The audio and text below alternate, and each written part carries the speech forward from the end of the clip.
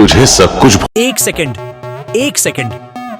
Video ठीक है राजा साहब, स्किप मत करना, क्योंकि अगर तुमने राजा साहब राजू का ट्रेलर सिर्फ नॉर्मल प्रभास ट्रेलर समझ बहुत मिस किया तुझे। कर देख लिया ना, तो तुम उस सबसे ये घर नहीं माया महल है। बड़ी चीज को मिस कर दोगे जो मेकर्स तुम्हें दिखाना नहीं चाहते।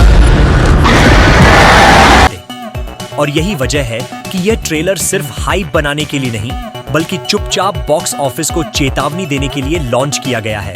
ट्रेलर शुरू होते ही कोई लाउड डायलॉग, कोई सीटी मार एंट्री, कोई अननेसेसरी स्लो मोशन नहीं मिलता, बल्कि एक अजीब सी डार्क शांति महसूस होती है जो सीधे यह इशारा करती है कि राजा साहब मास सिनेमा का वह वर्जन है जो शोर मचाकर नहीं, बल्कि धीरे धीरे दिमाग के अंदर घुसकर असर पैदा करता है।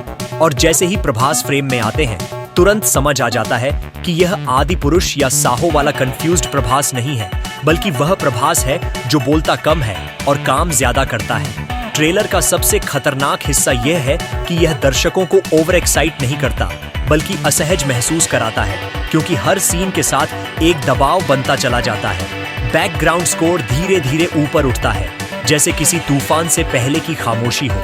और यहीं पर मेकर्स का सबसे बड़ा जुआ समझ में आता है। उन्होंने प्रभास की स्टार पावर को भुनाने के बजाय उनकी स्क्रीन प्रेजेंस को हथियार बनाया है। डायलॉग कम होने के बावजूद आंखों के एक्सप्रेशंस ज्यादा बोलते हैं, और यही वह चीज है जो राजा साहब को सेफ कमर्शियल सिनेमा से अलग करती है।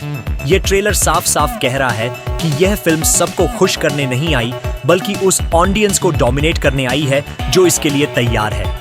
और यही वजह है कि कुछ लोग ट्रेलर देखकर कह रहे हैं कि स्लो है, मास नहीं है, हाइप मिसिंग है। लेकिन सच ये है कि यह ट्रेलर उनके लिए नहीं बना जो सिर्फ सीटी ताली ढूंढते हैं, बल्कि उनके लिए बना है जो सिनेमा में पावर डायनेमिक्स समझते हैं।